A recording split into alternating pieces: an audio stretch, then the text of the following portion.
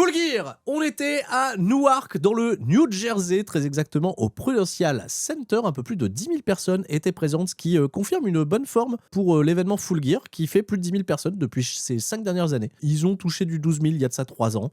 On a remonté un petit peu la jauge par rapport à l'année dernière, ce qui montre, je pense, le bon état de santé sur les ventes des tickets de l'Elite Wrestling en pay-per-view. Donc ça s'est passé, ça s'est déroulé dans la nuit du samedi 22 au dimanche 23 novembre 2025, et le pay-per-view commence, puisque il était question pour moi de ne parler uniquement du pay-per-view et pas du pré-show, à savoir le tailgate. Et bah ça a commencé exactement de la même manière que lors du précédent pay-per-view, et je me suis dit c'était cool la dernière fois de commencer directement avec un match en cours, un match du pré-show qui n'est pas terminé, mais on aurait peut-être pas le refaire à chaque fois. Et ben ils ont recommencé. Alors ils ont recommencé avec un match très intéressant pour le coup, puisque nous découvrons que dans ce ring, nous avons Neon et Mascara Dorada, deux des 3 détenteurs du championnat trio du CMLL, qui défendent justement les ceintures contre Hechicero, Konosuke Takeshita. Il est censé y avoir Mystico, il est censé y avoir Kazuchika Okada. Pour l'instant, on n'a pas plus de nouvelles. Le match qui avait été annoncé dans le pré-show, c'était celui-ci. Et c'est les commentateurs qui t'informent que Kazuchika Okada a eu des problèmes sur la route et il est en retard. D'accord, ok. Et Mystico, pendant le pré-show, il s'est fait déboîter le bras par Hechicero et donc il n'est pas là. De ce fait, je repars rebattre le Tailgate Brawl pour savoir qu'est-ce qui s'est passé, pour avoir toutes les informations. Et en effet, ça a commencé dans une situation de 3v2 puisque Okada était en retard. Le bras de Mystico s'est bien fait déglingue par Hechicero, ce qui fait totalement sens avec Hechicero qui pète des gens. Mais Kazuchika Okada, il arrive à l'arène. Kazuchika Okada, le mec est arrivé en mode full gear. C'est-à-dire, il est habillé, il est arrivé en tenue directement depuis la bagnole. Et il s'apprêtait à faire son entrée. Le pay-per-view commence dans 1 minute 21. Et hop, on refait un bond dans le temps. On reprend le pay-per-view pendant que les 4 se battent. Kazuchika Okada, il fait son entrée au plus grand des calmes. Donc évidemment, il est scruté par Konosuke Takeshita, parce que les deux mecs, ils font partie de la même équipe, la Don Callis Family, mais ils peuvent pas se saquer. Et Chihiro, il fait « Hey, oh, moi je veux devenir champion trio, donc vous allez mettre votre ego de côté, là. Je vais repartir en Mexique comme un héros. » C'est déjà un héros au Mexique, et Chihiro, calmez-vous. Et de ce fait, on a Neon et Mascara Dorada qui se disent « On est face au défi le plus important de notre vie, puisqu'on va devoir défendre à 2 contre 3 les championnats trio qui font peut-être partie des championnats les plus prestigieux du CMLL. » Donc ils donnent tout. Et Mystico, il fait un comeback avec le bras bandé, donc de ce fait, ça redevient un 3v3. Alors Mystico, avec un bras affaibli, il fait la totale, hein. Oh, alors là, il fait tourner Burik, Kazuchika Okada, Konosuke Takeshita, tout ce qui tente les ciseaux de tête, les tirer là. Tout passe à la perfection. Il est blessé ou il est pas blessé, Mystico? Il a l'air de le bien, il fait ses trucs, tout se passe bien. Alors il tente sa Mystica à la fin sur Konosuke Takeshita, bien sûr. Kazuchika Okada, il vient casser la prise. Et Kazuchika Okada, en cassant la prise, il se dit, tiens, Konosuke, il voit pas que c'est moi qui le tape. Il tape. Ouais, ce bâtard! Ouais, il commence à taper Konosuke pendant qu'il le voit pas et il le fout dehors. Après, c'est le bordel. Après, ils vont encore faire des biscos. Ils vont refaire exactement la même séquence qu'ils avaient fait lors du précédent pay-per-view avec Mascara Dorada dans le three-way. La Rainmaker, elle s'abat sur Konosuke Takeshita et ça fait Golri. Kazuchika Okada, il est MDR. Dorada, il reprend l'avantage. On refait des combinaisons. Alors, Hechicero, plus le match il avançait, plus je me suis dit, je voulais pas que ça soit le mec qui prenne le pin. Il a été la base de tous les assauts aériens de ce combat. Kazuchika Okada n'est pas une mauvaise base. Konosuke aussi, ça va. Mais Hechicero, dès que tu fais des combinaisons avec lui, c'est le dieu de la base. Le dieu de la base. Et rajoutez pas une lettre où il n'y en a pas. Frère, la combinaison là, où il fait faire un tour sur lui-même à Mascara Dorada, qu'il termine en ciseaux de tête à la volée, excusez-nous, c'est ça le CMLL. C'est ça le catch qui regarde Norbert pour 35 balles par mois sur YouTube. Est-ce que ça les vaut, ces 35 balles par mois? Ils ont beaucoup d'abonnés et l'économie du CMLL a l'air de bien fonctionner, donc peut-être que ça les vaut. Derrière, il y a double salto aussi de Neon et de Mascara Dorada sur Konosuke et Kazuchika Okada qui ont du mal à coexister. Mystico, il revient dans le ring, il fait juste sa Mystica. Instant tap out de la part d'Hechicero qui n'a pas résisté. Et le CMLL triomphe. Bravo, la Sky Team, qui n'a rien à voir avec l'équipe de cyclistes, là, avec les Bradley Wiggins et tout ça. Ça n'a rien à voir. Et Konosuke Takeshita et Kazuchika Okada auront encore de bonnes raisons de se détester. Je suis content que ce match a été déplacé, maladroitement ou pas, ça c'est à vous d'en décider, sur la partie du pay-per-view, puisque je trouve ça assez important de continuer de faire vivre cette narration. Ça a mis en valeur la Sky Team si vous voulez. Est-ce que c'était logique et cohérent? Je ne sais pas trop. Mais on a vu des belles manœuvres, on a vu du beau catch, on a vu des beaux rappels au plan A3, on nous rappelle le plan A3 dans ce chat, ça me fait plaisir. Isoké pour ma part. C'est une bonne mise en bouche, Don Callis évidemment, qui vient faire un petit peu la justice en disant écoutez, calmez-vous. Là, il y a encore une grosse soirée pour la Don Callis Family. Ce serait pas le moment de péter une durite. Ok. Le premier vrai combat qu'on va voir dans son intégralité de ce fait sur ce pay-per-view, c'est Pac contre Darby Allin. Excellente histoire en ce moment, j'insiste, avec les Death Riders. Je trouve qu'on est parti du mauvais pied, les Death Riders et moi, et même nous globalement. Ça s'est terminé en pinacle, de manière magnifique, avec Hangman Page qui devient champion. Et depuis, ils n'ont pas laissé souffler Moxley, ils continuent de casser les couilles à tout le monde. Il y a Pac qui est revenu, il y a Darby Allin qui est venu faire un petit peu le vigilante façon Sting, puisqu'il est dans l'héritage de Sting, bien sûr, et Pac, qui lui a posé des problèmes. Et on remonte, bien évidemment, les faits saillants de ce qui s'est passé à Blood and Guts, à savoir Darby Allin qui est passé à travers 2 tables en feu. Ouais, t'as vu le spot? Il l'a pas pris avec un t-shirt, il l'a pas pris avec un maillot, il l'a pris torse nu comme ça, les 2 tables en feu. Il avait du mal à s'éteindre d'ailleurs. Et ça a donné un excellent pro package, une véritable raison pour Pac de vouloir tuer Darby Allin, mais Darby Allin aussi. Mais le plus important, c'est qu'ils veulent que ce match se déroule à la régulière. Ils n'ont pas voulu qu'il y ait de stipulation. Pac, il a juste dit, Darby Allin, je suis meilleur que toi au catch. Et il y a tout un truc qui est très très intéressant, parce que depuis que Moxley, il a perdu le titre, Moxley, il est un peu en déglingue. Moxley, il perd beaucoup de matchs. D'ailleurs, il affrontera Kyle O'Reilly, contre qui il a abandonné à Blood and Guts, plus tard dans l'émission. Donc ça, c'est bien. Parce que Pac, il veut peut-être réussir là où son leader, Jon Moxley, a échoué. Très intéressant. Pac, quelle entrée de Giga Rosta. Excusez-moi, ils ont trouvé une manière de faire les entrées des Death Riders désormais avec cette putain de lumière rouge. Et puis c'est parti, on part à l'attaque face à Darby Allin, qui a eu un pro package super bien, où tu le voyais sur son lit d'hôpital avec des bandelettes sur le visage parce qu'il a été cramé. Il détruit les télés, il détruit tout ce qu'il trouve, ce qui tombe sur. Il détruit tout, il veut tout péter, il veut péter à Pac. On fait son entrée avec la batte de baseball façon Sting et on est parti, on fait le catch. Il a des gros bandages sur le corps pour le protéger de ses brûlures. Et on s'est dit, oui, allez, c'est bon, c'est des cibles faciles, ça va être exploité pendant le match. Attends qu'on enlève les bandages. Donc, on est parti. Match très très sérieux de 16 minutes 57 où pendant la première partie du combat, Darby Allin nous rappelle, à chacun d'entre nous, que c'était pas juste un stuntman, mais c'est un catcheur. Le mec, il domine pas qu'au catch. Il arrive avec des bras à la volée, des torsions, etc. Il lui fait un petit peu à l'envers. Il gagne le catch. Il maîtrise le catch. De ce fait, Pac, il se vénère. Pac, il est obligé de prendre des attitudes un petit peu plus irrespectueuses, on va dire, pour pouvoir reprendre l'avantage, dont notamment ce Gorilla Press, où il a pas lancé Darby Allin jusqu'à la table des commentateurs. Faut pas rêver. Quand Cesaro, il l'avait fait avec de l'élan. Non, il l'a juste fait vers l'extérieur du ring. Bim! Belle chute très académique de la part de Darby Allin, mais ça va faire pencher la balance en faveur de Pac pour la suite du match. Et là, c'est parti, le sadisme des Death Riders qui débute avec un Pac qui est très très bien dans le registre. On commence à retirer les bandelettes sur le bras de Darby Allin. Et tu sais qu'est-ce qu'il fait? Aux endroits où il a été brûlé, là, le malade? Il commence à tordre comme ça la peau.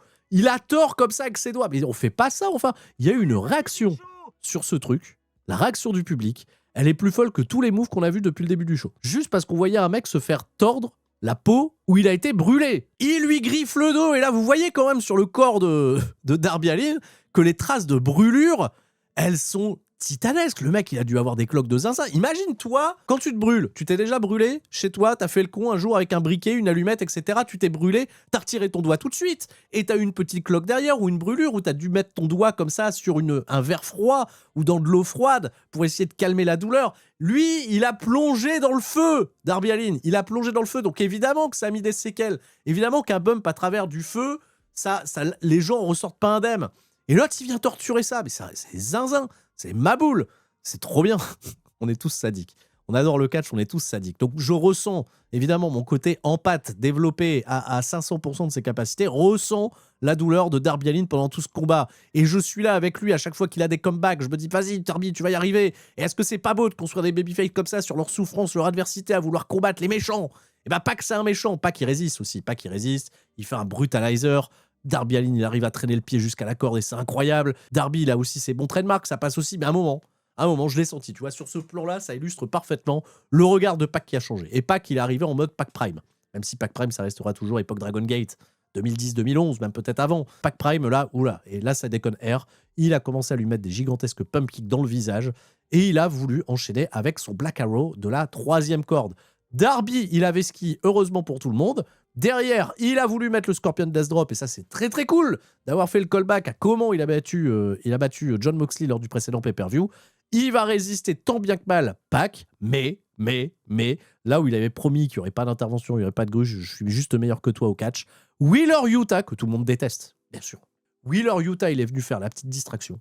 Je sais pas trop ce qu'il allait faire. L'arbitre de ce fait et Darby Allin, ils ont mis leur attention sur Wheeler Yuta. Pac, il en a profité. Vous voyez ce qu'il y a à droite? Bah oui, il y a la batte. Donc il a été chercher la batte, l'arbitre n'a rien vu. Coup de batte dans sa chetron à Darby Allin et 1, 2, 3, Pac qui gagne le match. Et c'est un résultat, je trouve, assez logique en soi de donner cette victoire à l'un des lieutenants de Jon Moxley sur une des personnes qui a battu Jon Moxley. Je trouve que dans le storytelling, on est parti sur quelque chose de très très cool. Mais Pac aurait pu gagner sans Yuta. Je pense qu'on aurait pu l'écrire sans l'intervention de Wheeler Yuta. Bravo Pac, bravo pour cette victoire, bravo pour le catch. C'était un très bon combat de catch, du début jusqu'à la fin, avec de l'intensité, de l'empathie pour ma part, et 17 minutes plutôt bien rythmées. Ça va être une moyenne, 17 minutes, c'est les temps moyens chez All Elite Wrestling, ils sont souvent des longs matchs de catch, c'est des longs pay-per-view, ça vous le savez. Prochain combat, je n'ai pas un intérêt incroyable dans ce match que j'ai plus vu et ressenti comme un filler. C'est un four-way tag team match féminin, puisque actuellement, vous le savez, All Elite Wrestling est en train de couronner ses premières championnes par équipe. Les 8 participantes que vous voyez à ce four-way tag sont tout simplement les demi-finalistes du tournoi tag féminin qui aura lieu sur les weekly à venir. Il y aura notamment Megan Bayne et Marina Shafir qui affronteront Toni Storm et Mina Shirakawa, et les Babes of Wrath, à savoir Willow Nightingale et Harley Cameron, feront face à Julia Hart et Sky Blue, à savoir les Sisters of Sin, les sœurs du péché, du triangle de la folie. Tu vois, il y a un nom d'équipe dans un nom de clan, c'est incroyable. Bon, alors qu'est-ce qu'on a à gagner puisque c'est juste un four-way tag? Eh bien, les vainqueurs, elles choisissent la stipulation pour les demi-finales. D'où on va nous mettre des stipulations dans les demi-finales dans un tournoi qui se veut compétitif pour couronner les premières championnes. Bon, déjà, je râle sur le début. Je râle déjà là-dessus. Bon, alors on va regarder le match. Il y a du star power, il y a un petit peu toute la crème de la division féminine qui est présente. Ça a à peine démarré que c'est déjà le bordel. Comment Aubrey Edwards, elle va réussir à s'organiser pour savoir qui est légal, qui n'est pas légal? Et bien déjà, c'est un bon point, parce que All Elite Wrestling, ils ont respecté la légalité des catcheuses qui étaient dans le ring du début jusqu'à la fin. Il n'y a pas eu de misco, il n'y a pas eu de problème.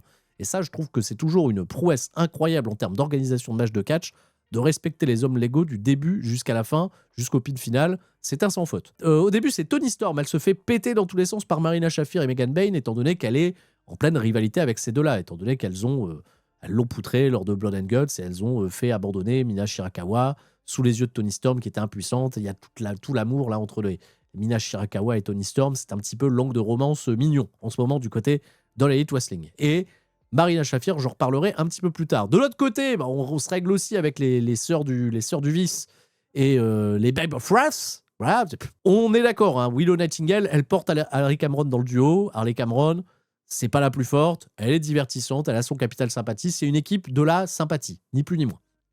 Je suis, un peu déçu, un peu triste, au fond de moi, que Marina Shafir soit tant exposée dans ce genre de match de catch. Pourquoi Marina Shafir, c'est elle qui doit prendre les bump and fit? Pourquoi c'est elle qui doit prendre les comebacks des babyface?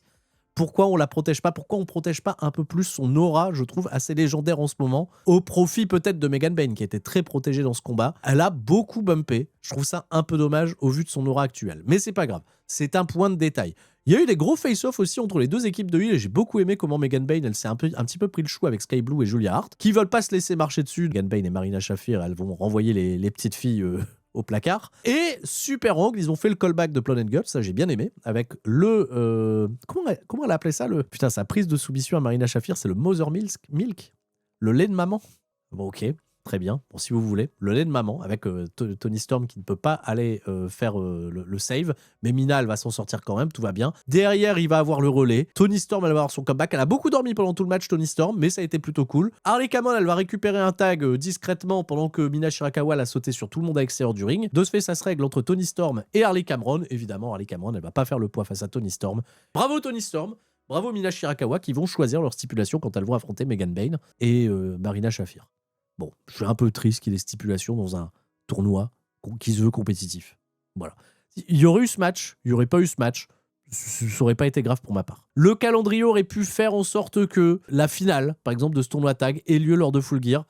J'aurais préféré. Parce que là, la finale, elle va fatalement se faire en weekly, puisque le prochain pay-per-view de Elite Wrestling, c'est World's End à la fin du mois prochain.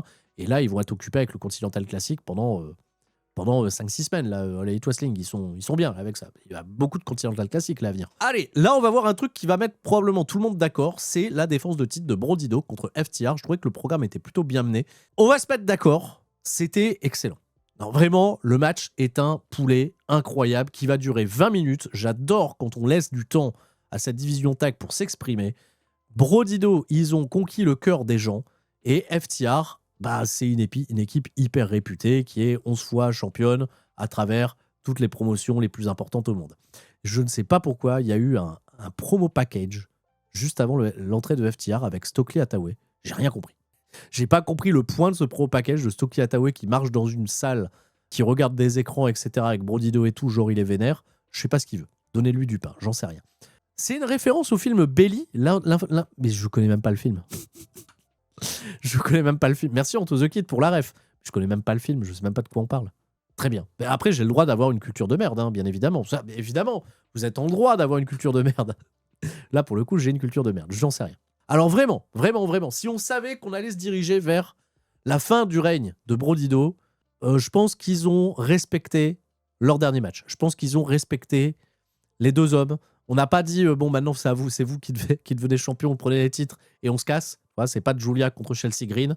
C'est on va faire la vraie confrontation compétitive avec l'instant drama à la fin et tout ce qu'on attend, tu vois, d'une compétition, tu vois, dans le catch. Pour des titres en plus de ça à la clé derrière. C'était trop bien. Aucune réaction, ni des commentateurs, ni du public, sur Bandido qui pointe son pistolet imaginaire sur Cash Wheeler, alors que Cash Wheeler, il y a de ça un peu plus d'un an, il a été arrêté pour port d'armes. Tout le monde s'en fout, tout le monde est passé à autre chose. Même Cash Wheeler, je suis sûr qu'il a dans sa tête, on voit il a un petit rictus. Ils ont monté le spot pour faire cette ref. On est passé à autre chose depuis. La culture de l'instant, que voulez-vous? Donc, derrière, alors c'est toujours marrant parce que FTR, les deux mecs font le même gabarit, Cash Wheeler et Dax Harwood, mais les rôles, ils sont répartis. Tu vois, il y a un mec qui est plus connu pour être le virevoltant high flyer, c'est Cash Wheeler, et Dax Harwood, c'est le badass. C'est le badass un peu gros bras. Donc c'est lui qui se chope avec Brody King quand c'est Bandido qui combine avec Cash Wheeler. Alors qu'ils font le même gabarit, la même taille. Mais ils ont réussi à passer outre ça. Je trouve que c'est toujours un peu amusant. La hit, elle va se faire sur Bandido. Bien sûr, on va pas faire la hit sur Brody King. On va attendre, comme dans tous les matchs au tag de Bandido, le gros tag de Brody King. La hit est plutôt cool. Elle est toujours smart. On fait toutes les gruges des méchants là quand l'arbitre il voit pas les relais, etc. Bref, ça marche très bien. C'est des calls old school. Le public, il est à fond dedans. Ils ok. Ils très ok pour moi. Brody King, quand il a son hot tag, c'est excellent. Voilà, ça embarque tout le monde. Il fait ses senton. Les timings sont super. Je m'amuse, je passe un bon moment. Maintenant, je veux voir le money time. Le money time, il arrive. Le fameux combo superplex avec le splash. Le splash, il va être réceptionné par la main de Brody King qui se relève façon chokeslam. Il faut essayer de calmer le soldat Brody King qui est un petit peu trop virevoltant. Cash Wheeler, il a fait un boulot encore une fois à l'extérieur du ring qui était incroyable. Les tornados d'été, tout ça, c'était très bien. Stokely Hathaway, à un moment, il a pris une balle sur un dive à l'extérieur du ring de Brody King. Stokely Hathaway, il a sauvé Cash Wheeler ou Dax Harwood, je sais plus, de cette tentative d'attentat. Stokely Hathaway, il est mort pour le business, pour la patrie. On le reverra plus jusqu'à la fin du match. J'avais peur que la victoire de FTR elle soit provoquée par une intervention de Stokely Hathaway. J'aurais un peu ragé. Ça sera de ce fait un finish un peu plus clean. La 21 Plex, elle est contrée parce que Cash Wheeler, encore une fois, le meilleur catcheur à l'extérieur du ring, je pense qu'on vous répète ça sur la chaîne CSL Catch depuis 7, 8 ans, peut-être. Le meilleur catcheur à l'extérieur du ring, ça serait une distinction qui devrait avoir sa récompense au Wrestling Observer chaque année. C'est toujours Cash Wheeler, voilà, qui fait un excellent travail pour retenir les bras de Dax Harwood pour pas qu'il se fasse embarquer dans la 21 Plex de Bandido. Magnifique. Derrière, il revient dans le ring grâce à l'aide de son partenaire pour essayer de surprendre Bandido qui va lui faire, je sais plus, je crois un croc en jambe pour qu'il termine dans les cordes. Il va tenter sa 21 Plex. Elle est passée difficilement, mais elle est passée quand même. C'est-à-dire, il a porté le move, il porte la German Suplex. Je le rappelle, une German Suplex avec laquelle il a battu Kazuchika Okada il y a quand même quelques semaines. Donc c'est pas un move à prendre à la légère. Il n'est pas champion Ring of Honor sans raison. Ce move y est pour beaucoup. Et bah dans la foulée où il porte le move, il voit pas Dax Harwood qui est derrière lui. Dax Harwood, il le relève. Cash Wheeler, il a vendu Peanuts puisqu'il est déjà debout pour aller mettre le shatter de machine. Je suis dégoûté. Non, vraiment, je râle. Je veux bien les notions d'adrénaline, etc. Mais il vient de se manger un finish. Il est debout pour le shatter de machine. Alors après, c'est beau. C'est 1-2. Et puis il y a Brodido qui arrive. Enfin, Brody King qui arrive pour casser le tombé. Et hop, dégagement. Les gens sont contents. On n'en tient pas rigueur. Mais quand même, c'est le finish de Bandido. Soyons sérieux. Calmons-nous. Sturi, calme-toi. Ne t'emporte pas. Tu vas avoir encore des problèmes. Tu vas avoir mal à tes côtes. Tu vas passer une mauvaise nuit. J'arrête de m'énerver. Brody King, qu'est-ce qu'il fait? Il court, il fait des tout droits, il fonce dans les barrières, parce que Cash Wheeler, c'est toujours le meilleur catcheur à l'extérieur du ring. Est-ce que vous le savez? Il esquive tout, il est trop fort. Donc qu'est-ce qu'il fait, Cash Wheeler? Il tente la gruge quand même. Il veut aller chercher une ceinture pour essayer de gruger avec l'arbitre, distraire son attention. Brody King, il récupère la ceinture parce qu'il n'est pas mort totalement.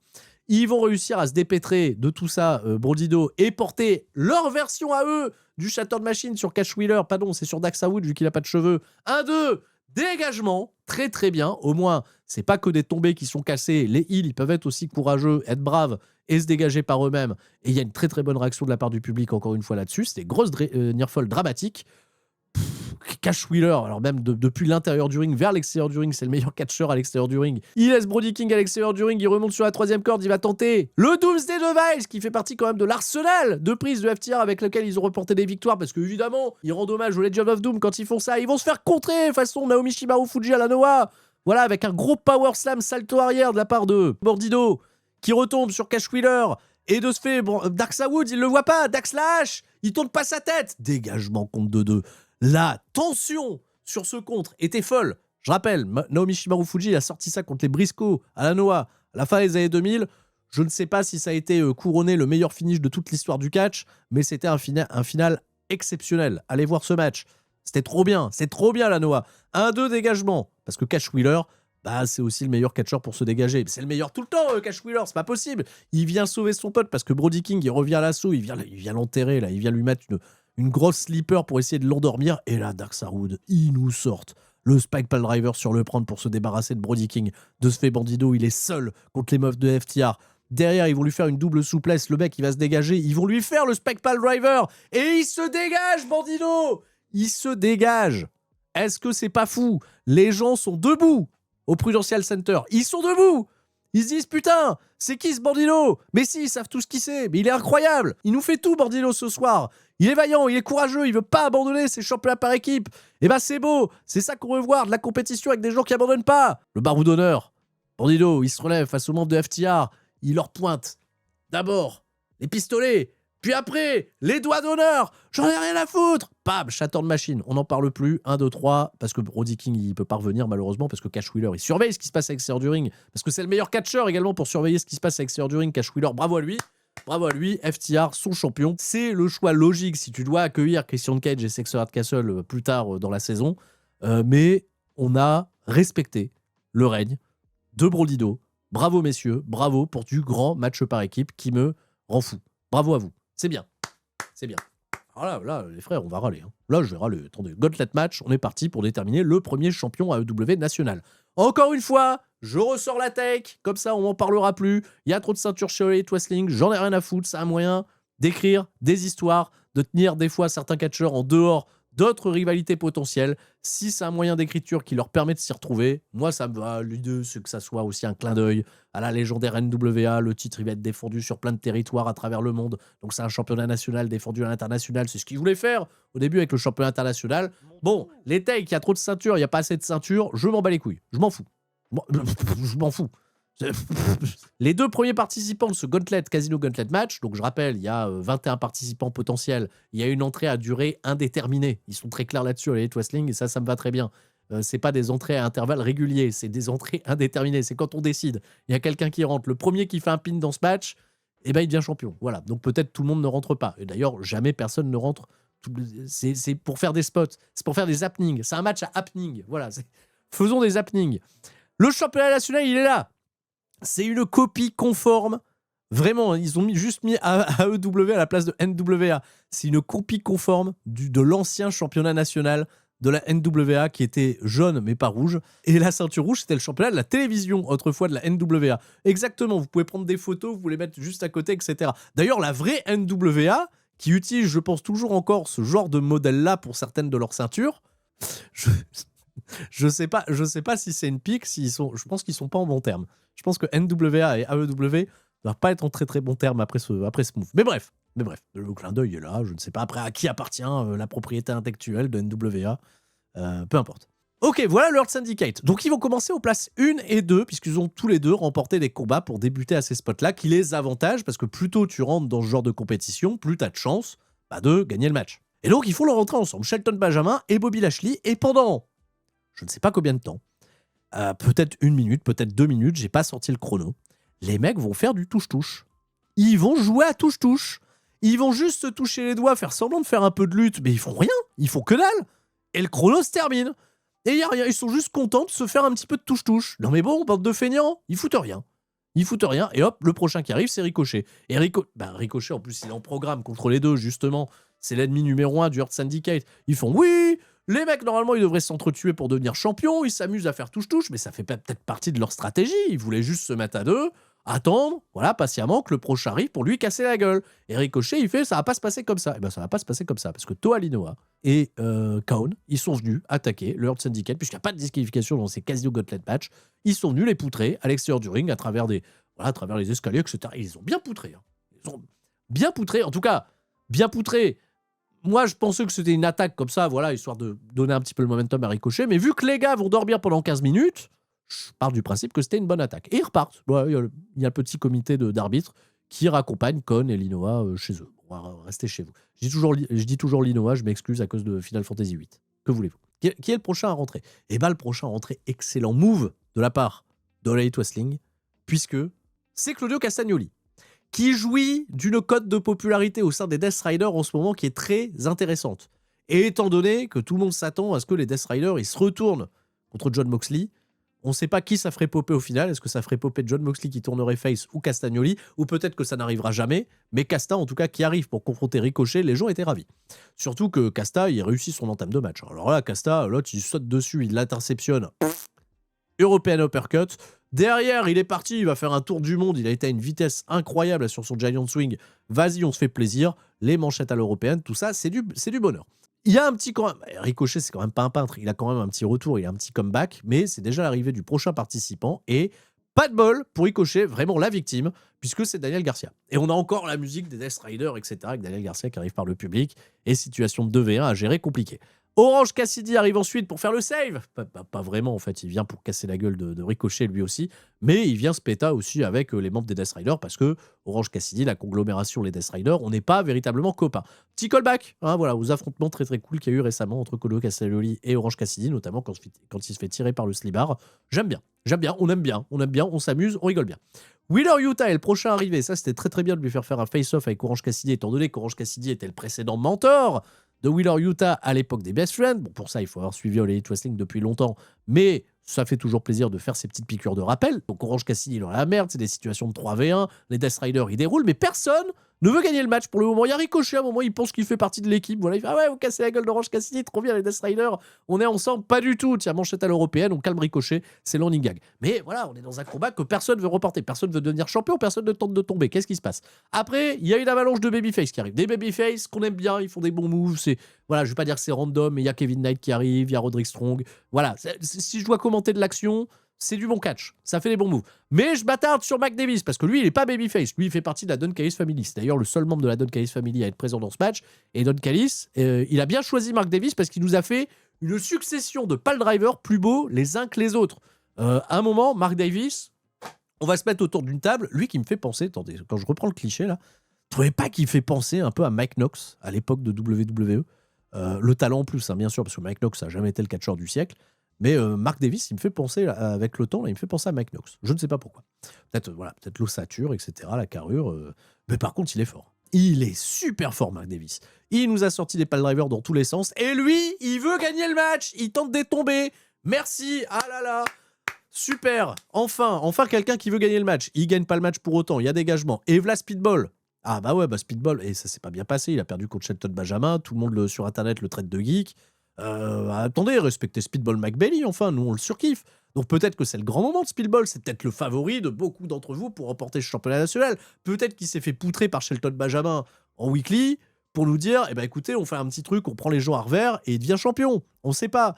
Bon, c'est l'autre qui s'est fait poutrer qui va devenir champion, mais ça je vais spoiler un petit peu en avance. Ah oui, c'est Ricochet.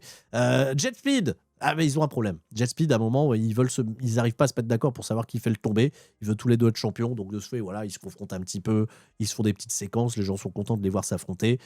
Ils se font taper dans la foulée derrière par Daniel Garcia, qui va avoir un chouette moment, de ce fait, position de sharpshooter. Et vraiment, je sais pas qui c'est qui décide les ordres d'entrée, là, mais c'est bien joué, on se croirait dans un Royal Rumble, puisque une histoire fait place à une autre histoire, Daniel Garcia en position de dominer le match, et ben interrompu par l'arrivée de Matt Menard, avec qui il entretient une rivalité de une grande histoire, lui et Matt Menard.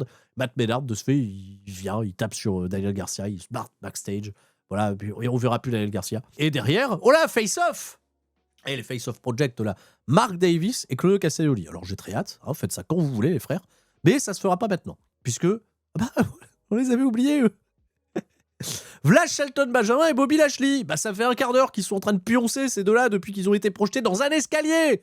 Un escalier. Je te rappelle que plus tôt dans le match d'avant, Cash Wheeler, il est sur les pieds, même pas 10 secondes après s'être pris le finish de Bandido. Bon, alors l'escalier, bah ils sont... Là maintenant on regarde les... Maintenant, on les regarde catcher, le Hurt Syndicate. Bah ouais, ils vont prendre les gens, ils vont les balancer à droite, à gauche. Ils vont faire tous leurs moves, tout le monde va vendre pour eux. Après, c'est un peu le bordel. Après, ça va, il y a quand même Mark Davis qui arrive à calmer Shelton Benjamin.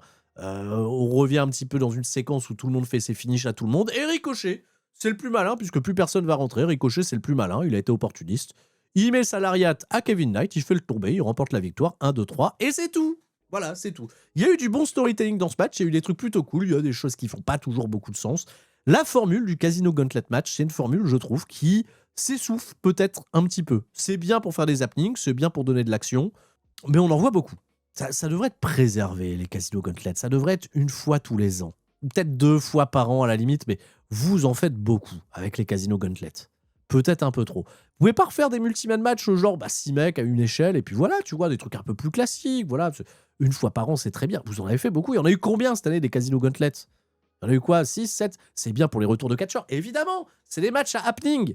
C'est des matchs où tu veux voir des surprises, où tu t'attends justement qui va rentrer, voilà, le décompte, 10, 9, 8, tout ça à cause de WWE. Il y a 40 ans qui nous a fait des Royal Rumble, et on s'est dit, oh là là, super, 10, 9, 8, etc. On aime bien compter en plus, les surprises, tout ça. Bon, c'est Ricochet qui gagne à la fin, qui est le champion national. Bravo, Ricochet. On verra ce qu'il fout avec cette ceinture. Je suis quand même un peu curieux. Envoyez-le au CMLL, envoyez-le chez New Japan, envoyez-le à Rev Pro, envoyez-le à l'APC, envoyez-le sur la Lune. Voilà, bravo. Ah, roll catch. Bon, c'est no holds barred, donc il n'y a pas de disqualification, mais ça, je l'attends très très fort. Quand le pay-per-view il a annoncé que ce match a été rajouté sur la carte tardivement, Jon Moxley contre Kyle O'Reilly, allons-y. Parce que quand même, ce qui s'est passé au Blood and Guts, Kyle O'Reilly qui fait taper, qui fait abandonner Jon Moxley pour remporter le combat pour la conglomération, j'ai fait ça, c'est un move couillu. Hein. Ça, c'est bien. Ils nous ont recrédibilisé Kyle O'Reilly, qui était un peu au placard depuis quelques semaines, dans des compétitions tag, etc., ou promu à des matchs qu'il allait fatalement perdre. T'imagines, le mec n'était pas classé dans le pouls 2025 parce qu'il a perdu trop de combats sur toute l'année. Bon, bah là, il tape Jon Moxley. Comment on recrédibilise quelqu'un? Bah voilà, tu fais taper Jon Moxley. Moxley, il n'arrive pas à le battre quand ils se sont affrontés dans les précédents weekly. Moxley, il savait pas gagner clean contre Kyle O'Reilly, donc ça le rendait fou. Et c'est toute l'histoire. Kyle O'Reilly, hop, recrédibilisé. Donc Jon Moxley, accompagné juste par Marina Shafir, qui lui met des grosses baffes. Au début, putain, reprends-toi quand même. Hein. Et c'est bon, hein, il fait un petit peu son chef. Il fait un peu son chef, Jon Moxley, mais il a plus la confiance et ça se sent. Il y a plein de plans sur le visage, on sent, il a peur. Et c'est le retour de Cool Kyle. Non, pas Cool Kyle, façon Orange Cassidy comme il faisait à NXT, mais un Kyle O'Reilly qu'on aime beaucoup. C'est un excellent catcheur, il est reconnaissable au milieu de n'importe qui. Kyle O'Reilly, il a une manière de catcher, il a une manière de se tenir dans le ring. Jon Moxley, c'est à peu près pareil. Donc on a 2 grosses identités qui s'affrontent.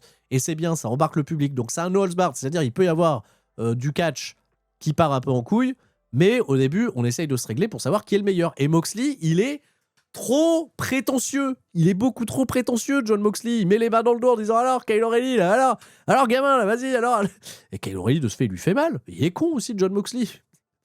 Il pense qu'il peut catcher comme ça, normal, avec Kyle O'Reilly, qui a, je sais pas, un degré de maîtrise, bac plus 5, bac plus 8, un doctorat en jujitsu. Alors, je veux bien que tu fais du death jitsu, mon cher Jon Moxley, mais ça marche pas comme ça. Les seules manières qu'il a pour s'en sortir, c'est de faire de l'hameçonnage. Il fait l'hameçon pendant tout le match, là, il tire les joues, il met les mains dans les trous. On fait pas ça, Jon Moxley, enfin. Hop, l'ankle lock, elle est redoutée, c'est le fil rouge pendant tout le match, l'ankle lock, bien sûr, il a tapé là-dessus, Jon Moxley, c'est le traumatisme, donc il se sauve. Et même Marina Shafir, elle lui dit, t'es trop nul. Elle lui dit pas comme ça, mais elle lui dit, t'es trop nul, tiens, voilà une fourchette. Bon, il arrive avec sa fourchette, et il est content, il a une fourchette. Bon, bah, il fait ses trucs de fourchette, voilà, il immobilise Kyle O'Reilly au sol. Alors, c'est pas mal parce qu'il a quand même une super position de ground and pound, là. Et puis, et vas-y que je te mets des fourchettes dans la tête. Vas-y que je te mets des... Mais il poignarde avec sa fourchette dans le thorax maintenant et dans les côtes. On fait pas ça, enfin. Et il y va, il mord, il est content, il fait son sadique, là. C'est Jon Moxley, il est unique en son genre. Bon, Kyle O'Reilly, évidemment, il saigne. Évidemment, il a des comebacks. Et quand il y a des comebacks, c'est un petit peu le feu. Mais non, mais il se fait même tordre le téton avec la fourchette. Arrêtez ça. Arrêtez ça. Il a ses comebacks, cependant. Il a ses comebacks, ça vient taper des bras, ça vient taper des jambes.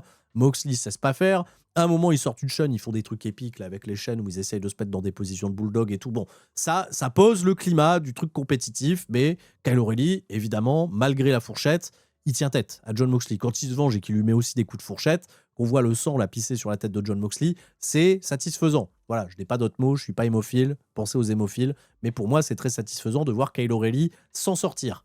Bon, il y a un stomp, évidemment, c'est un petit peu dans le moveset de Jon Moxley. Gros stomp sur la chaîne, bien wedge. Mais derrière, c'est pas pour autant que Jon Moxley, il veut gagner le match avec ça. Les gens chantent le thème de Seth Rollins pendant ce temps-là, c'est toujours un peu amusant. Il va chercher une chaise, il veut péter le bras de Kyle O'Reilly, comme ça il peut plus faire sa prise de soumission, ça c'est plutôt bien joué.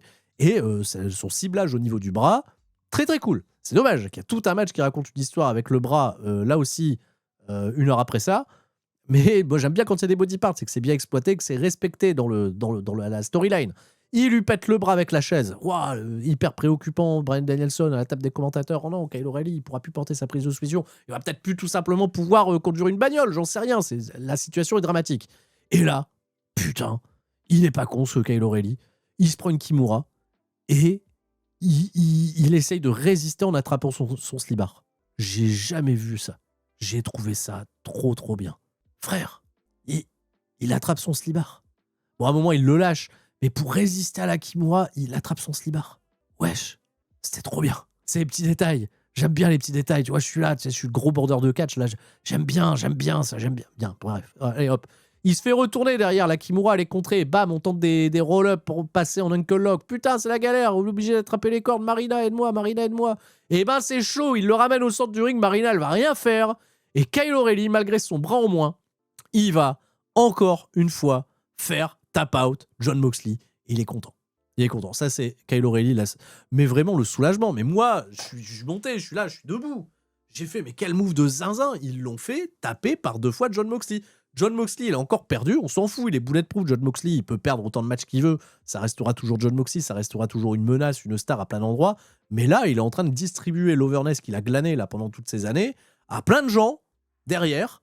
Et ça marche. Et c'est cool. Kyle O'Reilly, ça devient une menace. Et à la fin, on lui lève le bras. Putain, mais Kylo, fais-moi un câlin. Je t'adore, Kyle O'Reilly. Et il y a ce jeu de regard entre les deux là qui était trop trop bien produit, trop bien filmé, où tu sens que Moxley, il laisse son petit respect, tu vois. Kyle O'Reilly se dit, ok, putain, le gamin, il m'a battu, bien wesh, bien wesh. Je t'ai fait mal hein, quand même, mais bien wesh, ok. Il y a ce petit flottement là, voilà. Mais Moxley, on sent quand même, putain, je gagne plus mes matchs, quoi. C'est dur, putain. Et il se casse. Et Marina, elle tire la tronche. Marina, elle fait la tronche. Et là, ouais, bon, c'est bon, ça va. C'est un match de cas. Par contre, tu vois en arrière-plan, Kyle O'Reilly, l'effort de ouf qu'il a fait, le mec, il vient de collapse. Il vient de s'effondrer. Il est pas bien. Et de ce fait, Moxley fait demi-tour. Et j'ai fait, oh là là là là là là. Oh là là là là. Oh les égos. Oh l'ego de Jon Moxley. Oh là là. Il avait dit bravo, c'est bien le gamin et tout ça, mais il veut montrer l'exemple. Et il vient taper. Il vient péter le bras encore un peu plus de Kyle O'Reilly derrière. Il reprend l'âge. Il pète tout. Il a explosé le bras de Kyle O'Reilly. Les Death Riders, ils sont arrivés en disant laissez-le, il est pas bien, il est sénile. Hop, il repart. Il fait encore le chef. Il fait un peu, tu vois, le mec bourré, tu vois, dans la bande, qui repart. Je vais pas dire le mec bourré parce qu'il a eu des problèmes avec l'alcool, il est cleared, hein, bien évidemment. Mais bon, t'imagines un peu la scène. Ouais, non, c'est pas, il va pas prendre ses vacances maintenant parce que là, l'arc, il est loin d'être terminé. L'arc, il est incroyable en ce moment, justement. Mais on sent en fait qu'il y a quand même cette gêne au sein des Death Riders de voir le leader du clan faire que ses coups en douce et plus rien réussir. Évidemment, en face, c'est la conglomération qui est arrivée pour voir si Kyle O'Reilly va bien. On a eu des informations de la part de Tony Khan. Visiblement, il ne sera pas clear pour pouvoir participer au Continental Classic. Il vient de choper un momentum de zinzin, Kyle O'Reilly, mais il va être write-off quelque temps. C'est super.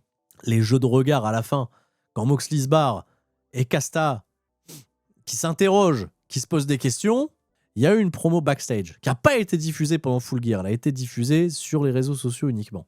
Où l'autre, il a fait toute sa déballe. Alors, les Death Riders, alors, les ennemis des Death Riders, Darby Allin, on compte plus ses séjours à l'hôpital. Kyle O'Reilly, on va pas le revoir de sitôt. Tu sais, en fait, il se satisfait de plein de trucs en disant on les laisse en mauvais état. J'ai raison, les gars. J'ai raison. Hein. Et les autres, ils disent rien. Ils laissent Moxley faire tout son speech, là. Et ils le regardent de manière gênante. Le regard de... Alors, pas qu'il est braqué vers la caméra. Casta, pendant tout le truc, il a des regards. Frère, ils vont tellement tuer Moxley. Ils attendent juste le moment. Ils vont tellement le tuer. C'est palpable par tout le monde Et c'est pour l'instant fait, je trouve, avec tellement de subtilité. Peut-être ça arrivera jamais. Peut-être on est en train de se monter un film. Peut-être ils vont rien faire. Peut-être ils laissent Moxley agir comme ça. Ils font pas ça sans raison. Ils sont pas en train de donner autant de défaites à Moxley. Et les mecs que Moxley tape pas, les autres les tapent. Ce qui s'est passé avec Pac, il a tapé Darby Allin. Et quand Kyle O'Reilly va revenir, il va se faire taper par Wheeler Yuta, si ça se trouve. Ça va être si bien. Ça va être si bien. Bref, je me régale. C'est trop bien. Bravo John Moxley. Kyle Fletcher contre Mark Briscoe. Encore? Non, et ça bien. Briscoe, il a dit vas-y, je m'en revanche. Je peux te battre. Pas de disqualification, rien. Fletcher, il aime le jeu. Don Callis, surtout, il aime le jeu. Il a un petit peu forcé la main à Fletcher. Il lui a dit s'il perd, il rejoint la Don Callis Family. Mark Briscoe, et on n'en parle plus. Oh, t'imagines toute l'histoire avec Mark Briscoe au sein de la Don Callis Family, obligé de faire le sale travail pour les autres et tout. Bref, ça pouvait peut-être tuer le résultat du match, mais je trouvais que l'idée potentielle d'un Mark Briscoe qui rejoindrait la Don Callis Family, même s'ils sont déjà 40 000, ça pouvait être amusant. Et puis, on n'a jamais vu un mauvais Kyle Fletcher contre Mark Briscoe, donc j'appréhende le match. Je me dis, ok, allons-y. Alors, ils ont fait un pro package pour l'entrée de Mark Briscoe. Ouais, c'était évident qu'il allait gagner. Non, vraiment, le truc qui va chercher les émotions, la famille, son frère et tout. Non. Écoutez, la production de Elite Wrestling, on tire l'alarme, tu vois. Et puis là, pareil, Mark Briscoe, il arrive, il se met dans le coin. Bon, ça, il le fait à chaque fois, en effet, mais ouais, il véhicule trop d'émotions, Mark Briscoe. Et puis, je pense que j'ai répété toute l'année en 2025, ce serait bien qu'il gagne des trucs. Il a battu MJF. Ce serait bien qu'il ait quand même son championnat, qu'il ait son accomplissement. Donc, allez, c'est ce soir ou jamais. Et puis, Protostar, on va peut-être l'envoyer vers autre chose. Le championnat TNT, c'est bien, mais ça reste quand même le titre super intermédiaire, quoi. Ils ont construit des ceintures maintenant bien plus fortes que celle-là. Donc, c'est bien. Il a eu sa première ceinture, Protostar. Mais bon, bah, voilà Protostar. Avec Don Callis au loin qui va à la table des commentateurs. Je vais faire des ellipses dans tous les sens dans ce match parce que là aussi, alors là, c'est aussi ça, dans le choix de la carte de l'Elite Wrestling, d'avoir fait enchaîner un match no holds barred d'un match sans disqualification. C'est peut-être deux grosses stipulations. En fait, il n'y a pas de disqualification, c'est des matchs hardcore, il peut tout se passer dans ce genre de match-là. Voilà, on change les appellations juste pour faire du marketing, mais on a enchaîné quand même deux gros trucs d'un coup comme ça, qui avaient des passings assez différents. Le précédent match, il était très psychologique, j'ai trouvé. Celui-là, c'était vraiment le stunt show. Pour le coup, il y a eu beaucoup de cascades. Beaucoup de temps de préparation pour les cascades et beaucoup de cascades. C'était deux excellents cascadeurs, cependant. Ils font bien les choses. Déjà, tu vois, à ces débuts de match, Brainbuster sur la chaise, j'aime bien. Mark Briscoe qui fait des saltos, qui tombe sur des échelles et qui les explose en 1000 morceaux, j'aime bien. Ah oui, évidemment, j'aime bien. Bon, il y a plein de bordel. On rajoute des punaises, on rajoute des tables, on rajoute des échelles qui tiennent un peu mieux. Je fais mon ellipse. Il s'est passé plein de trucs. L'elbow drop là sur le Kyle Fletcher qui saute là en plus pour rattraper Mark Briscoe qui passe à travers la table, compte de 2, très bien. Le tournevis. À un moment donné, Mark Briscoe, il voit pas Kyle Fletcher qui, je pense, récupère le tournevis de la part de Don Callis. Parce qu'on entend à la table des commentateurs Don Callis à un moment qui se lève parce que Kyle est dans la merde. Et je suppose que c'est lui qui a passé le tournevis à Kyle Fletcher. Mais ça nous a pas été montré. Il lui donne le tournevis. L'autre, il est sadique, évidemment. Il vient de planter le tournevis dans la tête de Mark Briscoe. Il lèche le sang. Ça faisait longtemps chez Elite Wrestling qu'on n'avait pas bu du sang. On peut en boire de temps en temps, c'est pas trop grave. Ça rajoute un peu au côté sadique de Kyle Fletcher. On l'aime bien, c'est un bon psychopathe. Il tente d'assassiner évidemment son adversaire avec des coups de tournevis qui se plantent dans les turnbuckles. Ça va, ça raconte des trucs, personne n'est mort.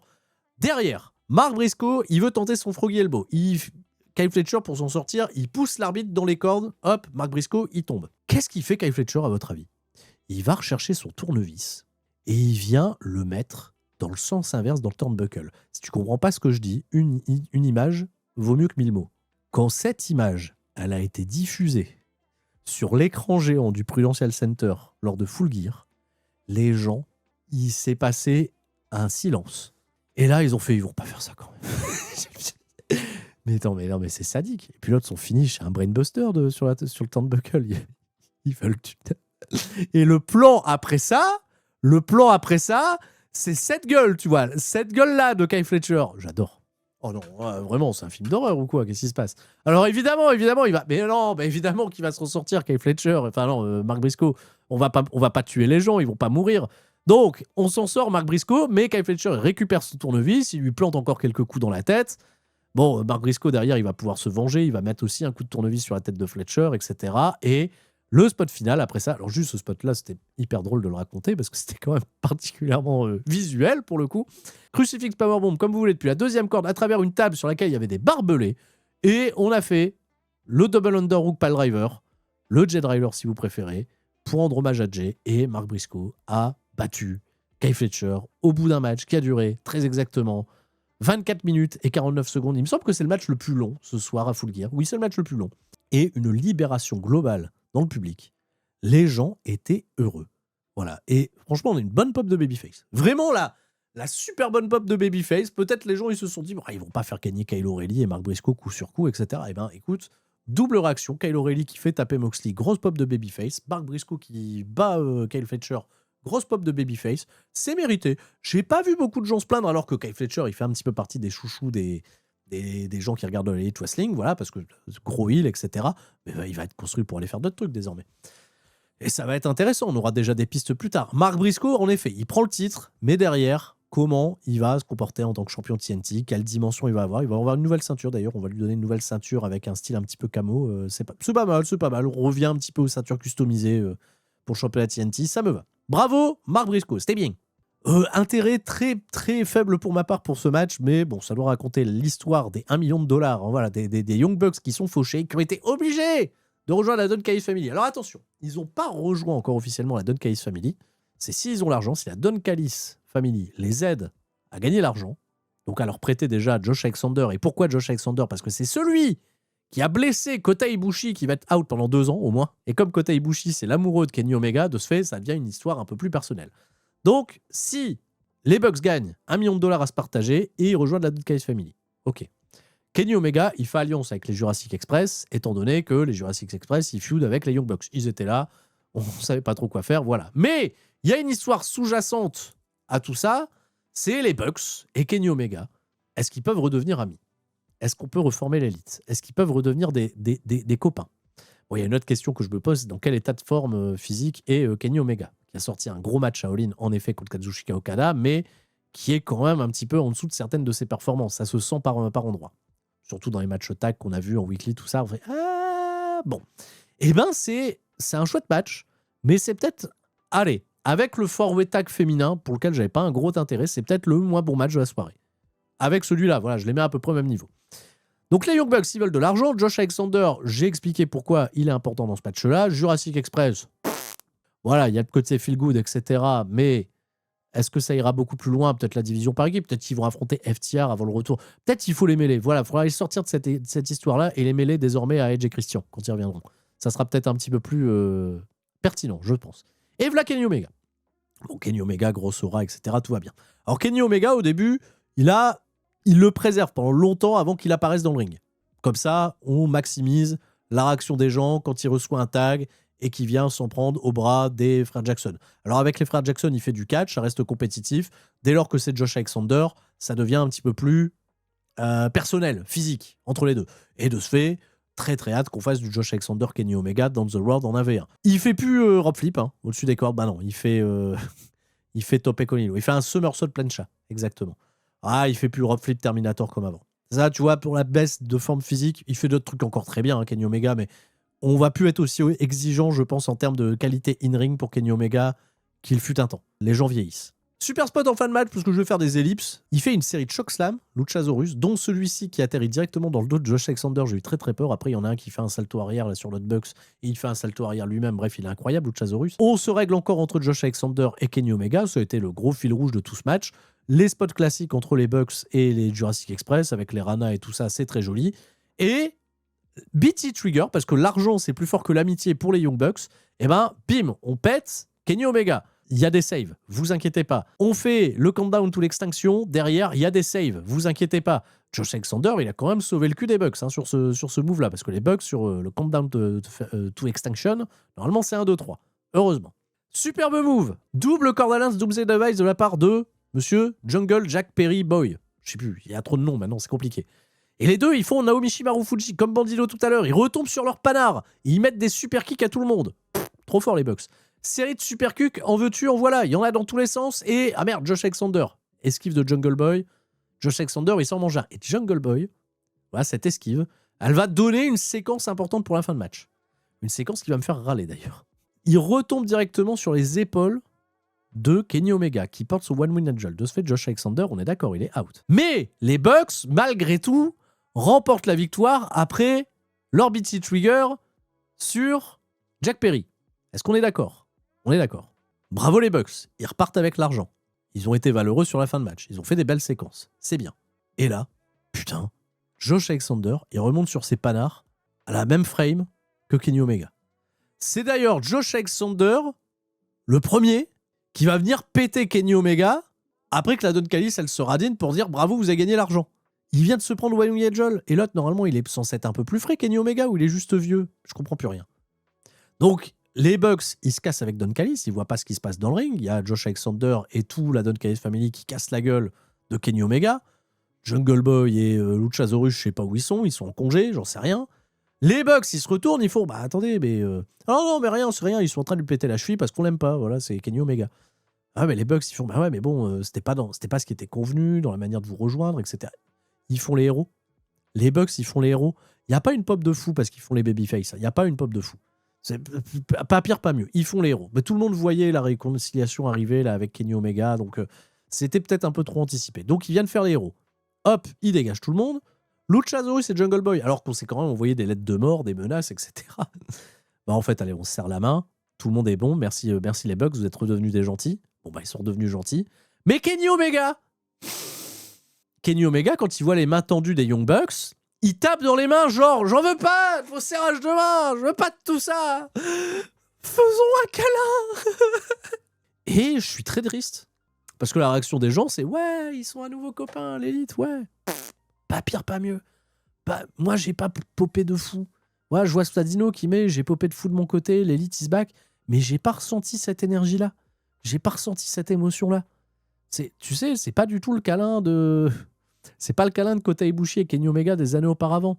Eux, je les vois dans leur tête quand ils ont écrit l'angle, ils ont fait ouais, les gens ils vont s'émouvoir, ça va être trop bien. Frère, on a vu des moves de babyface, de zinzin avec les victoires de Mark Briscoe et de Kyle O'Reilly. À un moment, les émotions, calmons-nous. Calmons-nous, il y a beaucoup de babyface qui gagnent, il n'y a pas Ricochet. Bon, bah, Ricochet, voilà, bon, FTR, ils ont gagné, ok, très bien. Et Pac qui a été salaud avec Darby Allin, mais oh, on vient de manger quand même des grosses émotions de babyface et vous en mettez beaucoup d'un coup, là. Ça a peut-être pas provoqué la même pop pour tout le monde, tu vois, c'est peut-être un peu trop. Il y a peut-être une indigestion de grands moments, tire-larmes, incroyable, surtout qu'il y a un match après qui doit normalement nous tirer des larmes. Bon, bah, ils sont copains, à nouveau, l'élite is back. Allez, ça va, les gens sont contents dans le chat. On sait pas. Ça, par contre, elles s'affrontent pour la 3e fois. Je trouve que ça ne s'essouffle pas du tout et c'est beaucoup trop bien. Chris Statlander contre Mercedes Moné. Chris Statlander qui défend le championnat AEW Women's contre Mercedes Moné qui compte plus les ceintures. Il y en a tellement, il y en a 13, il y en a 14, il y en a 25. Et qui a été première du Pouille cette année. Donc Mercedes Moné, elle est sur son petit nuage. Et l'histoire racontée entre les deux est plutôt cool puisque Mercedes Moné, dans des compétitions 1 contre 1, a toujours battu Chris Statlander. C'était pour le championnat TBS par le passé. Ça a donné des matchs très très cool. Et de ce fait, c'est un vrai test pour Chris Statlander. Est-ce qu'elle peut être la première catcheuse à battre comme ça sur l'espace de moins d'un mois, là, à taper Toni Storm et Mercedes Moné? Ce serait quand même la grosse perf. Match of the night, selon beaucoup, j'aurais adoré qu'il y ait plus d'entrain quand même de la part du public à certains endroits, parce qu'on sentait quand même que la foule, elle fatiguait après ces doses d'émotions folles qui nous ont été transmises sur les 3 derniers matchs. Mais c'était pour autant un excellent match. Et je vais vous expliquer pourquoi. Déjà, l'entrée de Mercedes Moné avec la aide d'honneur est quand même un petit peu fabuleuse. Il y a Tommy Invincible qui fait partie des gens qui sont dans le... Tony Invincible, c'est le mec que vous voyez avec des tatouages là sur la droite. C'est un catcheur du circuit indépendant qui a un peu une rib à lui-même. Tout le monde se fout de sa gueule dans le circuit indépendant. C'est un peu rigolo. Le truc qu'il avait fait avec Matt Cardona était plutôt drôle. Parce qu'en fait, il est connu sur les réseaux pour faire son entrée hyper épique devant 3 personnes qui font pas de bruit. C'est toujours un peu marrant. Donc là, il a son spot, il est là, il est chez All Elite, il fait l'entrée pour Mercedes Moné. Bon, il y a des gens, ils commencent par là. Il y a un mec, par contre, il est stacked. Il a des bras, le frère. Tenue, évidemment, de Mercedes Moné faite par Maudino. Comme d'habitude, on salue, évidemment, notre créatrice de talent bordelaise. Et voici Chris Statlander, elle qui arrive depuis son vaisseau spatial. Est-ce que c'est à nouveau une extraterrestre, Chris Statlander? Je ne sais pas. Remettez-lui son thème d'extraterrestre, par pitié. Donc, on a les présentations officielles. Le match commence dans un climat compétitif entre les deux. Il y a des petits callbacks à ce qu'elles ont fait dans les précédents affrontements. Ça me va très bien. Mais il y a très vite, c'est en train de s'installer, tu vois, un climat sur le bras de Chris Statlander qui se rate un moment sur un truc qui commence un petit peu à la chatouiller. Le bras gauche, il fait mal. Elle tente un 450 splash. Un peu tôt dans le match, Mercedes Moné esquive et là, c'est trop dur. Chris Statlander, elle est obligée de rouler à l'extérieur du ring. L'arbitre vient la checker pour voir si le bras va bien. Et ça va être toute l'histoire du match. Quand je dis quasiment toute l'histoire du match, c'est quasiment toute l'histoire du match. Et Mercedes Moné, évidemment, elle l'en profite. Elle balance Chris Statlander dans l'escalier d'acier. Elle s'engueule avec Aubrey Edwards. Et j'ai trouvé que l'acting de Mercedes Moné était très très cool. Elle est là pour aller chercher le seul titre qui manque à toute sa collection. Et c'est, en vrai, l'histoire qui est racontée par Mercedes Moné que je trouve très très cool. Parce qu'en allant chercher des titres là aux quatre coins de la planète, et arrêter de dire elle les défend jamais, etc., elle est repartie en Italie défendre le championnat qu'elle avait obtenu en Pologne quelques mois auparavant. Elle est programmée pour d'autres défenses de titres, des trucs qu'elle récupère. Elle défend ses titres. Pas encore tous. Laissez le temps au temps. L'histoire, elle vient de commencer. Faut laisser le temps aussi aux gens de pouvoir aller défendre les titres. Alors, le nombre de promotions indépendantes où les titres féminins ils sont défendus qu'une fois par an, on peut les lister, tu vois. Ils n'ont pas attendu Mercedes Moné pour le faire. Enfin bref. Donc, Mercedes Moné, elle est serious business. Elle veut gagner le titre qui lui échappe, le seul qui lui échappe. Et de ce fait, ça le valorise encore plus, ce titre. C'est ça qui est super. Elle fait un très très bon armwork, parce que évidemment, elle s'en prend au bras gauche de Chris Statlander, qui a un excellent selling. Mais Mercedes Moné, autant elle a des transitions, je trouve, qui sont brillantes, autant sur un Jujigatame. À un moment, évidemment, elle arrive dans la position du Jujigatame, elle fait nimp. Il y a Bryan Danielson à la table des commentateurs. En plus, elle passe du bras droit au bras gauche, etc. Bref, bon, après, ça peut raconter un truc, parce que si c'est le bras gauche qui fait mal et qu'elle vient attaquer le bras droit, bon, bah, elle va avoir du mal, tu vois, à se défendre avec son bras gauche qui est blessé, Chris Statlander, pour essayer de s'en sortir. Ce qui peut faire sens, ce qui peut être pas trop mal. Mais t'as Bryan Danielson à la table des commentateurs qui explique comment Mercedes Moné, elle devrait faire pour mieux porter la prise. Parce que moi, c'est un truc qui me peine des fois dans le catch. Et je vais pas faire mon border de MMA ou mon border de Jiu-Jitsu ou mon border de prise de soumission, mais le Jujigatame, pour les gens qui pratiquent ou qui regardent un petit peu, tu vois, le free fight, le MMA, si tu le passes, c'est terminé, hein. Tu claques un armbar sur quelqu'un, normalement, il tape instant s'il vient pas défendre immédiatement. Si le bras il est en extension totale, normalement, c'est tapoct instantané. Et ça, c'est une remarque que je fais dans le catch de manière assez globale. Je trouve il y a trop de laisser-aller aujourd'hui sur les tentatives de armbar où les catcheurs mettent trop de temps à venir défendre. Juste pour faire vivre le drama. Logiquement, c'est tap-out instant. C'est juste que Mercedes Moné, elle ne s'est pas verrouillé correctement la prise. Son cul, il est beaucoup trop loin de l'épaule. Et il n'y a rien qui va et ça laisse le temps aux autres de faire. Ou alors, portez mieux vos prises. J'en sais rien. Soyons un peu plus crédibles. Si votre point, c'est d'aller amener des grosses prises de soumission. Je veux pas avoir un ultra-réalisme dans le catch. C'est pas ça mon point. C'est juste que tu as le commentateur d'All Elite Wrestling qui est en train de le dire à Mercedes Moné. Donc, accordez vos violons. Si Bryan Danielson, il me dit, bah, la prise, elle pourrait la porter un peu mieux. Bon, j'adore Danielson, j'adore Mercedes Moné. Mais à un moment donné, le Jujigatame, il faut le sacraliser un petit peu plus. C'est un armbar. C'est peut-être une des prises les plus fatales dans le MMA. Soyons respectueux. Derrière, par contre, elle fait des transitions, elles sont magnifiques, Mercedes Moné. Quand elle arrive à transitionner entre un arm breaker avec ses deux genoux et que derrière, elle vient chercher, tu vois, la position là avec les deux pieds sur le bras pour faire une extension au niveau du coude, super, elle vient péter à la fin. Chris Statlander, elle est en PLS dans ce match. Son armwork, il a quand même ses limites parce qu'elle utilise quand même beaucoup son bras pour beaucoup de ses moves de powerhouse. Et on va la laisser souffrir. Quoi qu'il en soit, il faut la laisser souffrir avant ça. Mercedes Moné, elle lui porte 13 souplesses à la manière d'Eddie Guerrero. Elle a fait les 13 amigos. Les 13 amigos, c'est ses 13 titres. Et elle porte la 14e derrière pour le titre qu'elle veut remporter. Ça, c'était plutôt très très cool. Il y a une réaction de la part du public, il y a du respect. On tente le frog splash pour un compte de 2. Mercedes Moné, c'est là aussi elle est super. Quand il y a un compte de 2, il y a des réactions sur son visage. Elle est en PLS, elle est pas bien. Chris Statlander, elle a des petits éclats, elle essaye de revenir. Elle se refait toujours contrer au niveau du bras. Ça continue de raconter un truc. Bel éclair de génie. Ça, c'est un très bon comeback de la part de Chris Statlander qui frappe plaisir aux puristes, aux gens qui suivent un petit peu les histoires.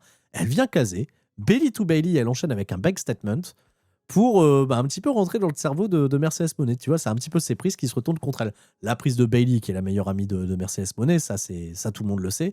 Et derrière, clac, on vient rechercher le petit back statement, mais elle peut pas garder la pression à cause de son bras qui lui fait mal. Ça raconte toujours le truc.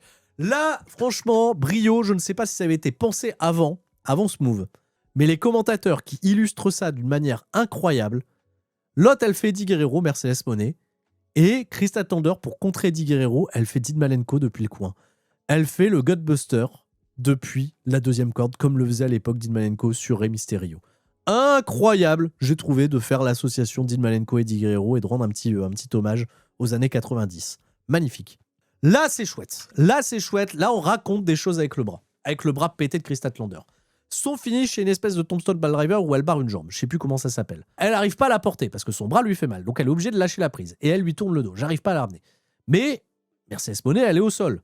Qu'est-ce qu'elle va faire pour essayer de la porter de ce fait Chris Statlander sans se servir de son bras? Elle va rouler au sol avec elle. Elle va utiliser son poids pour rouler sur elle et la porter, tu vois, dans l'effet. Dans le mouvement, elle arrive à la porter. J'ai trouvé ça brillant pour protéger son bras endolori. Ça fonctionnera pas. Mercedes Moné, elle s'en sort. Mais j'ai dit, ouais, c'est trop bien. Elles font les enchaînements de pins. Les pins qui ont permis à Mercedes Moné, ces pins un peu techniques là, pour remporter des victoires, 1-2 dégagement. Le pin, le fameux pin à la Wheeler Yuta avec lequel elle a remporté son titre, Chris Statlander, 1-2 dégagement. C'est très bien. Ça raconte des trucs logiques. Elle passe un package pile driver. Pour un compte de 2, il y a les doigts dans les cordes à la toute fin. C'est trop bien. Le drama était très très bien joué. Mais on commence un petit peu à oublier le bras endolori du côté de Chris Statlander. Et ça, c'est dommage pour la fin de match. Séquence incroyable où Mercedes Moné, elle arrive à enchaîner un Poison Rana et un Meteora. Le Poison Rana, il est magnifique. Chris Statlander le vend à la perfection. Le placement de Mercedes Moné également sur sa rotation est impeccable. Elle enchaîne le Meteora derrière pour un compte de 2. Les frères, la séquence était trop bien. Je pense que tout le monde voyait le changement de titre arriver. Mercedes Moné imbattable, inarrêtable. Compte de 2. Trop bien. Bravo. Super. Elle va tenter son finish. Chris Statlander, elle va réussir à la repousser dans le coin. Elle va la claquer plusieurs fois dans le coin. Ça, c'est très très cool. Elle va contrer un dernier move que va tenter Mercedes Moné avec ses jambes pour essayer de ramener Chris Statlander dans le coin qui lui barre la route avec son pied sur le turnbuckle. Ça, c'était très très bien joué. Pour juste la lever et la faire basculer dans le Saturday Night Fever. Voilà. Et il n'y a plus trop d'armure qu'à ce moment-là. Mais c'est suffisant pour remporter la victoire 1-2-3. Et Chris Statlander réussit ce qui aurait pu être l'impensable, à savoir battre Mercedes Moné malgré son feu sacré, malgré son momentum de zinzin. Et de ce fait, ouais, elle a battu Toni Storm, elle a battu Mercedes Moné et elle s'établit avec un titre en plus de ça qui n'est pas buildé juste parce qu'elle a remporté un match. Non, non. Elle vient de battre une meuf qui fait le tour du monde pour remporter des ceintures, mais la seule ceinture qu'elle n'arrive pas à remporter, c'est la putain de ceinture d'abord de Toni Storm, puis de Chris Statlander. Et de ce fait, je trouve que c'est un move brillant pour Elite Wrestling pour élever ce championnat féminin comme le Graal sacré si tu veux être une meuf dans le milieu du catch aujourd'hui. Et c'est beaucoup trop bien sur ce que ça raconte. Encore une babyface qui gagne. Franchement, c'est que des moments de babyface avec des émotions. Mais le match est très très cool. Je trouve un peu plus porté par Mercedes Moné que Chris Statlander. C'est pas la plus grosse perte de Chris Stat, mais solide. J'aurais aimé un peu plus de armoire vers la fin, qu'elle continue de le vendre. Mais allez, is ok, c'est très très cool. On repasse backstage. Backstage, on a la Don Callis Family. Il nous le dit, Don Callis, on n'a pas passé une excellente soirée. Tout ne s'est pas passé comme prévu. Voilà. Il y a eu des défaites, il y a eu des déceptions. Mais, on a de l'argent, on a de la moula. Et Chisero, il porte le sac de pognon. Il fait, voilà, on a de la moula. Les Bucks, tant pis, ils se démerderont, ils n'auront pas de thunes. Nous, on garde l'argent pour la Don Callis Family, $1 million. Et j'ai une balance à vous faire. Kazuchika Okada, il va participer au Continental Classic qui démarre cette semaine. Bon, pour remettre son titre en jeu. Et bah, Konosuke Takeshita, vu qu'il est un petit peu en bisbille avec Kazuchika Okada, ils n'arrivent pas à s'entendre, même si Don Callis, il dit quand ces deux-là, ils vont s'entendre, ça va être la meilleure équipe de tous les temps. Et bah, Konosuke Takeshita, il annonce qu'il participera aussi au Continental Classic. Là, je dis oui. Bon, c'est peut-être la finale avant l'heure, on le sait déjà. On ne sait pas, ils seront peut-être dans le même bloc, ils ne sont pas dans le même bloc, ils s'affronteront en finale, peut-être qu'ils ne s'affronteront pas en finale, mais la réaction des gens live qui apprennent que Konosuke, il va participer au Continental Classic, tout comme Kazuchika Okada, excellent, ça va être bien. Ça peut être la finale, mais c'est pas tout. C'est pas tout. Il y a Kai Fletcher qui débarque. Et Kai Fletcher, il dit « Vous étiez où? Proto-Kada, Proto-Shita, pour mêler, vous dites tous les deux, vous êtes mes potes là, et j'ai perdu le championnat TNT. Alors vous savez quoi? Moi aussi, je suis dans le Continental Classic. » Alors Don Callis, il se dit « Oh là, il y a de la tension dans mon clan. Il y a de la tension entre les mecs là, avec leurs égos. » Mais il essaye de positiver en disant « Bah écoute, plus il y a de membres de la Don Callis Family dans le tournoi, plus on a de chances de remporter la victoire à la fin. » C'est trop bien. Donc de ce fait, ouais, le titre C2, c'est pour le titre continental ou le titre unifié? Excellente question posée dans le chat, j'ai aucune réponse. J'ai aucune réponse, je dirais que c'est pour le titre unifié désormais. Bah voilà, le titre international et le titre continental, ils n'existent plus, c'est le titre unifié désormais. Moi j'aime bien la ceinture du titre unifié. Et Takeshita, il a évidemment le championnat IWGP qu'il ira perdre contre Yota Tsuji le 4 janvier au Tokyo Dome. Merci pour tout. Et Okada, il en profite, il fait bah si Kai Fletcher il a perdu, c'est de la faute de Konosuke Takeshita et il se barre. Et il laisse Konosuke Takeshita totalement pantois. Bravo, c'est bien. Tony Khan, il a dit le titre unifié. Donc c'est pour le titre unifié. Voilà, très bien. Et il nous reste le main event, c'est vrai. Oh là là, ça dure déjà depuis 4 heures. Et il y a le main event, Hangman Page contre Samoa Joe. Alors qu'est-ce qu'on fait? On fait du catch. Figurez-vous que Samoa Joe, c'est un peu rigolo. Parce que pendant son entrée, alors il a fait toute une promo dans le tailgate là, où il a tous les membres de son dojo qui sont là. Des mecs avec des t-shirts Hobbs Dojo. Parce que maintenant il y a un dojo des Hobbs. Tu vois, donc il y a Samoa Joe, il y a Powerhouse Hobbs et il y a Katsuyori Shibata. Ils sont tous heal. Ils ont tous tourné heal en même temps qu'ils ont trahi Hangman Page. Voilà. Hein, on t'a amené vers ton championnat, on a routé pour toi, mais respecte qui on est les Hobbs, et de ce fait, voilà, rivalité, les Hobbs, ils sont méchants. Bon, ok. Et il y a le dojo des Hobbs, avec plein de gens qu'on connaît pas. On les connaît pas, c'est des figurants. Et là, je me suis dit, putain, on est passé à côté de l'occasion que Samoa Joe, il en pousse un. Tu vois, comme il avait poussé à l'époque MJF. Tu sais, bon, on aurait voulu qu'il pousse un mec de la sécurité, mais non, en fait, Samoa Joe, il passe, et les mecs de la sécurité, je sais pas, ils sécurisent l'écran. Ils sont restés là, voilà, Samoa Joe, il est passé, et ils sont repartis. Les uns après les autres, ils repartaient backstage. Comme ça, on les a vus. Aucune idée. Et Hangman Page, il fait son entrée. Les frères, j'avais pas la ref, hein, je vais pas faire l'acteur. Il fait son entrée sur la musique de Red Dead Redemption. La musique du combat final de Red Dead Redemption 2. Que je n'ai jamais fini. Donc de ce fait, je n'avais pas la ref. Je me suis dit, qu'est-ce qu'il faut avec cette musique? Qu'est-ce que c'est que ce truc? Il y a une ref que j'ai pas. C'est la musique de Red Dead. Eh ben, bien. Est-ce que ça fait réagir les gens plus que ça dans le public? Non. Est-ce que les gens sur Internet étaient contents? Oui, quand t'as la ref, tu dis « Ah ouais, c'est incroyable. Hein. » Si t'as la ref, évidemment, parce que t'as fait Arthur Morgan, etc., dans le truc final, tu fais « Ah, c'est incroyable, la collab, Rockstar, etc. » Très bien. Bon, les Twasting, c'est bien. Ils font ces petits clins d'œil-là. Ils vont aller payer les licences. On met un petit peu de l'or sur nos personnages. Et Arthur Morgan, évidemment, Hangman Page, c'est des cow-boys. Bon. En même temps, si tu ris qui finit un jeu, oui, bon, c'est bon, vous n'êtes pas obligé de me chambrer, là. Ça va. Bon, j'avais pas la rêve. Là, Hangman Page. Bon, c'est mon héros, Hangman Page, évidemment. Moi, je suis ému dès qu'il vient. Et je me dis, bon, bah, Samoa Joe, on le met quand même 2 fois sur la route d'Hangman Page. Bon, il va gagner, Hangman. Et puis, il passe un autre truc, tu vois. Voilà, Samoa Joe, on essaye de le recrédibiliser en menace. Bon, on verra bien. C'est un match en cage. Il est brutal. Il dure 15 minutes.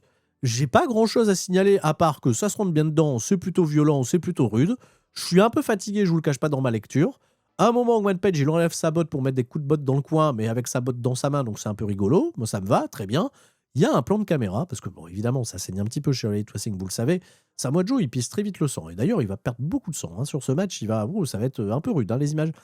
Le changement d'angle, là, qu'ils nous ont fait, pour le passage à Hangman Page, la tête dans le grillage, vers Samoa Joe, version je vais te goumer, c'est ce que j'ai préféré du match. C'est un plan de caméra. C'était trop bien. Franchement, ce plan de caméra, c'est le cinéma. Tu peux le mettre en ralenti avec des musiques de Dragon Ball, ça rend la scène totalement épique. Il y a des bonnes séries de contre à la fin avec Hangman Page qui arrive quand même à résister à Samoa Joe, qui a pris quand même l'ascendant sur le match et qui le domine à sa manière. C'est un bon brawler, hein, Samoa Joe, c'est vraiment le style dans lequel il est hyper efficace aujourd'hui, ça réagit à chaque fois, donc c'est très très bien.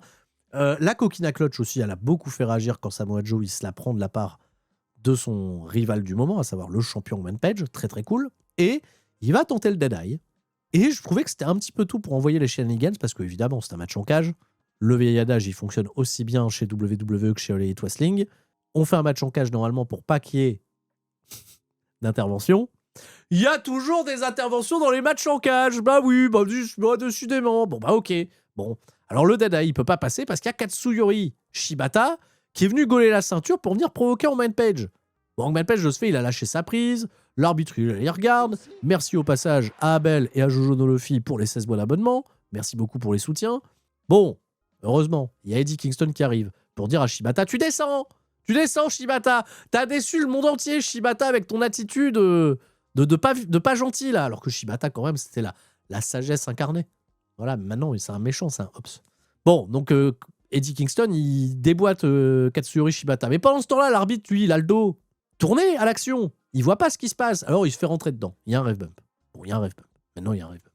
Allez, fais venir Powerhouse Hobbs, là, qui défonce la cage. Bah, c'est exactement ce qu'il... Ah bah non, il tente à tomber avant...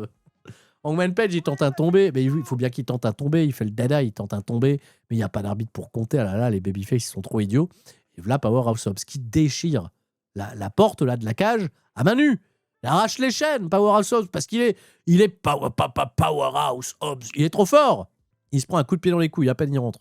Ah ouais, super fort Powerhouse Hobbs. Bah, il a ouvert la cage. Voilà. Il s'est pris un coup de pied dans les couilles. Il se fait avoir dire comme un bleu, Powerhouse Hobbs. Comme un geek, comme un heel. Voilà. Hop, ça dégage. De ce fait, Hangman Page, bah, il voit pas Samoa Joe qui arrive dans son dos. Hop, Coquina Clutch. Bon, et il faut un babyface pour équilibrer. Attends, on a vu Eddie Kingston. Son partenaire en ce moment, c'est qui? C'est Hook. Et Hook, Hook, il est en bisbille avec les Hobbs. Il a pas voulu réintégrer les Hobbs après son retour de convalescence. Il a dit Samoa Joe, son tutorat, j'en ai assez. Moi, je pars avec Eddie Kingston.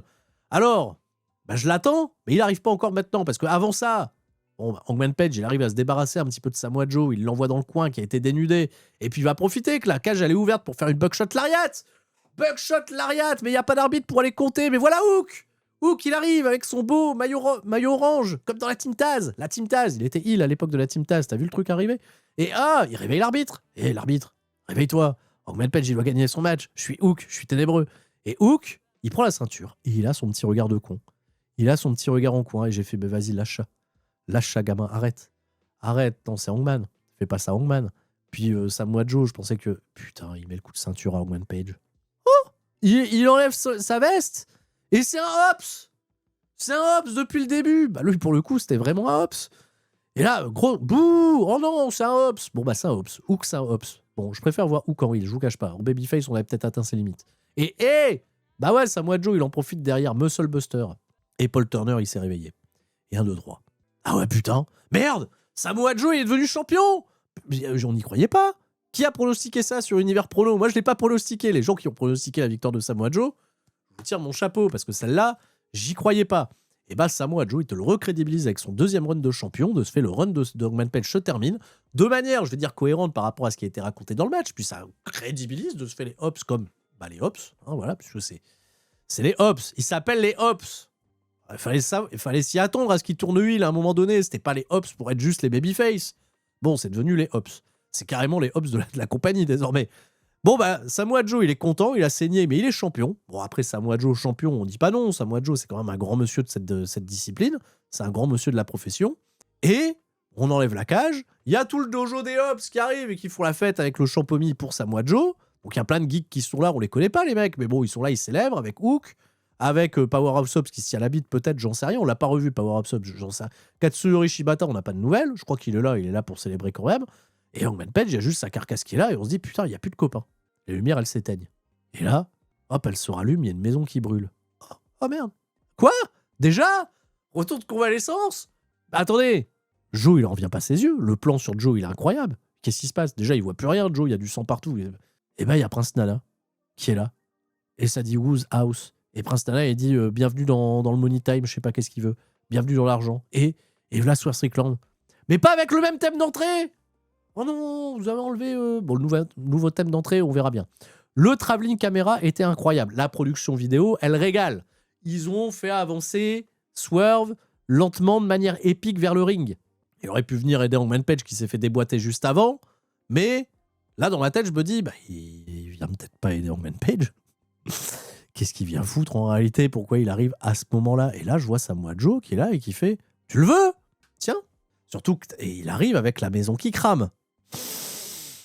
Donc à un moment donné, on s'est dit, ils ont été potes, ils ont été ensemble là pour battre Jon Moxley, ils semblaient être réconciliés. Bon, Swerve, il s'est fait taper par Kazuchika Okada, il a pas envie de se venger de Kazuchika Okada finalement, apparemment pas. Est-ce que pendant tout le temps où il était en convalescence, il n'a pas réfléchi au sens de la vie, au sens de sa baraque qui a été cramée? Et là, je me dis, ouais, putain, ça tiendrait peut-être la route. Ils vont peut-être relancer Swerve en quête d'aller se venger d'Hangman Page. Pourquoi il serait pas venu avant? Pourquoi ils ont laissé où tourner? Et là, putain, il y a plein de caméras épiques. Ils nous ont, là, les Twisting. Merde, qu'est-ce qui est en train de se passer, là? L'autre, il le regarde. Là, on rentre dans le ring. Il enlève sa veste. Putain, les Hobbs, ils font une haie d'honneur. Putain, il rejoint les Hobbs. Putain, je suis pas bien, là. Je suis en train de suer. Merde, qu'est-ce qui se passe? Swerve, il fait transpirer. Putain, il avance lentement. Et bam, il met une baigne, hein, Hobbs! Un Hobbs dojo, un Hobbs qui compte pas, voilà, il leur met une baigne. De ce fait, ils se mettent tous les Hobbs là, sur Swerve Strickland. C'est il est gentil, il nous a un petit peu fait douter là pour la déconne. Et ils ont beau être 15, lui, il sort toutes les prises là de Goku, Vegeta, Super Saiyan 4. Ça, il va, coup de pied dans la gueule, on pète des bras. Alors, il pète bien les bras, il pète des jambes. Il met ses coups de pied, ses claquettes, bicyclette, retournées acrobatiques, ailes de pigeon. Et à la fin, il pose. Putain, avec ses grosses épaules là. Ouais, putain, la shape là de Swerve, c'est quelque chose. Et il y a encore un Hobbs qui est là, un Hobbs qu'on connaît. Bon, Hangman Page, il lui met une corde à linge, il rentre chez lui.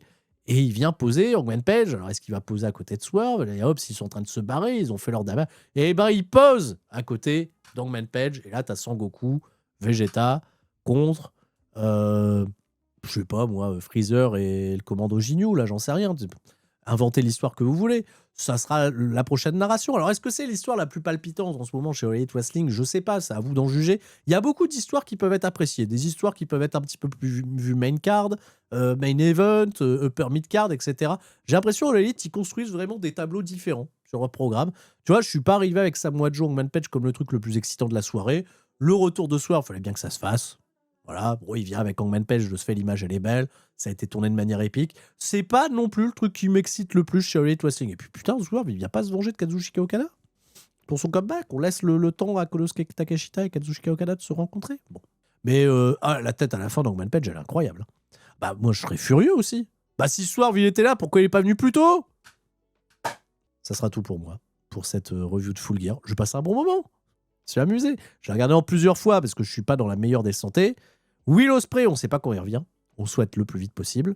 Soyez patient, monsieur Ri. Bah ouais, mais évidemment. Mais il y a une compagnie qui m'instruit à la culture de l'instant et l'autre qui me demande de prendre mon temps. Je me sens tiraillé. Comment on peut être fan de catch de tout ce monde-là à la fois? C'est très compliqué. Bref, c'était Full Gear. Merci de m'avoir suivi. J'espère que vous avez passé une bonne soirée. J'espère que ma review vous aura satisfaite. Et vive le catch. Et restez fort. C'est important de rester fort.